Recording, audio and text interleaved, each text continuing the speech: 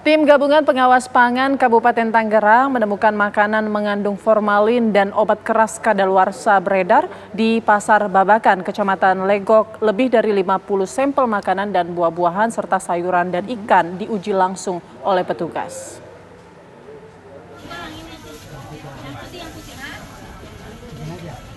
Tim Gabungan Dinas Kesehatan dan Badan Pengawas Obat dan Makanan langsung menyisir Pasar Babakan, Kecamatan Legok, Kabupaten Tangerang, Banten. Mereka melakukan inspeksi peredaran bahan pangan dan obat-obatan yang dijual di masyarakat. Dari hasil inspeksi, tim gabungan menemukan 6 produk makanan yang mengandung zat berbahaya, yakni zat formalin dan zat rodamin atau pewarna. Tidak hanya pada makanan, tim gabungan menemukan obat keras tanpa izin edar serta obat kadaluarsa yang masih diperjualbelikan.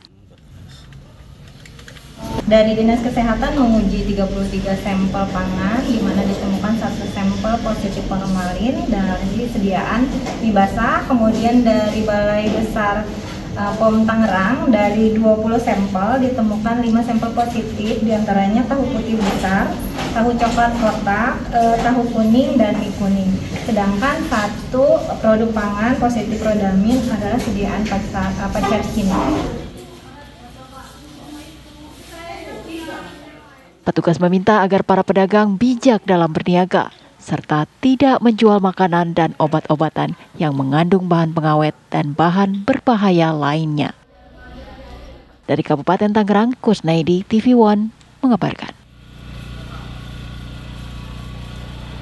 Ya, lalu makanan apa saja sebetulnya yang mengandung bahan pengawet berbahaya? Kali ini kami sudah tersambung dengan Ibu Desi Tirtawati, selaku Ketua Tim Kerja Farmasi dan juga Keamanan Pangan Dinas Kesehatan Kabupaten Tangerang, Banten. Halo, selamat sore Ibu. Halo, selamat sore Mbak Prima, Mbak Putri.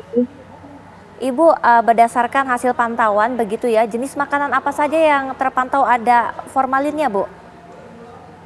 Iya.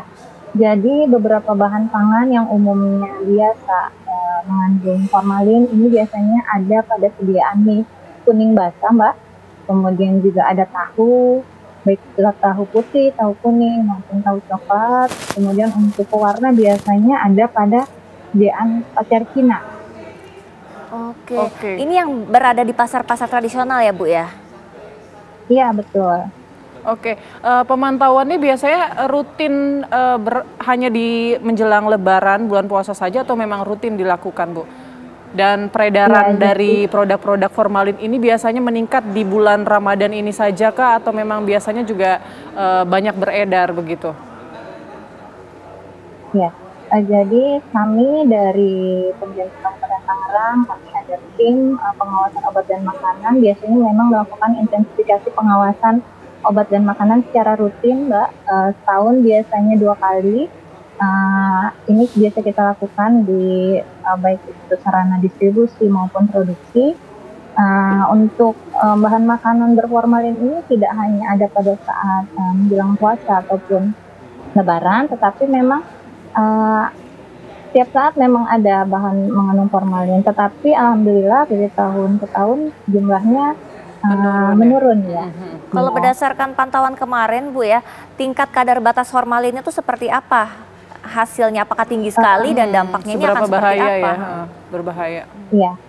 Nah, karena kebetulan memang yang kami lakukan adalah rapid test cepat, jadi pengukuran warna ya Mbak. Jadi dari tingkat warna memang dari hasil pemeriksaan ini cukup tinggi ya. Jadi dari ungu muda sampai ke ungu tua ini hampir ungu tua gitu. Jadi kalau dilihat kandungan kadarnya memang lumayan tinggi. Oke, Ibu Desi, ini kan menjelang Lebaran ya, pastinya permintaan atau kebutuhan masyarakat ini meningkat. Nah, bagaimana cara kita untuk membedakan atau mengantisipasi jangan sampai kita membeli barang-barang yang kadaluarsa ataupun yang berformalin khususnya di pasaran ya?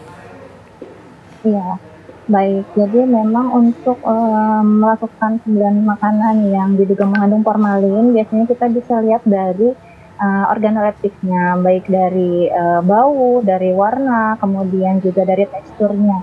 Umumnya produk pangan berformalin ini teksturnya dia akan lebih kuat ya. Kalau tahu dia tidak mudah hancur, kemudian juga warnanya biasanya lebih cerah. Dan baunya dia khas ya Mbak, karena dia bahan kimia biasanya dia baunya lebih tajam. Oke, warnanya kalau dari warnanya sendiri? Lebih cerah ya? Iya, dia biasanya lebih terang Mbak dibandingkan yang tidak ada formalinnya ya. Kemarin juga kami menemukan sediaan mie kuning tidak berformalin, memang kelihatan bedanya gitu ya. Untuk produk berformalin ini dia biasanya lebih cerah warnanya. Baik, Ibu Desi terima kasih banyak atas informasinya. Semoga masyarakat yang menyaksikan saat ini juga lebih waspada lagi ya untuk bisa memilih bahan pangan yang Aman, dijamin kebersihannya dan juga aman terhadap kandungan formalin. Terima kasih Ibu. Sama-sama Mbak Prima, Mbak Putri. ya, kita masih akan kembali dengan informasi menarik lainnya. Tetaplah bersama kami di Apa Kabar Indonesia Siang.